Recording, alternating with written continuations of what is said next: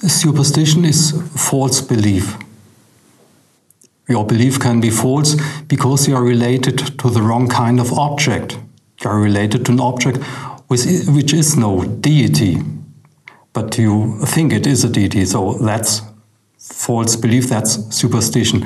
But you can be related to the right kind of object, but in the wrong way. Some people think that every faith is superstitious because it's related to the wrong kind of object, because there is no God. Or you are related in a wrong way because faith is totally irrational and the nature of faith is irrationality.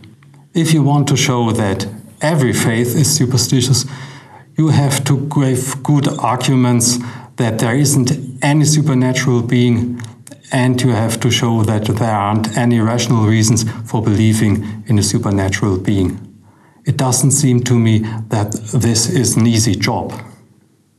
If Linda believes in the existence of supernatural beings, and if she has reasons for this belief, she isn't necessarily superstitious if she believes that her dead grandma wants to give her a sign and to remind her to bring her ashes to Stürzing. So it depends on the circumstances of her belief if she is superstitious or not.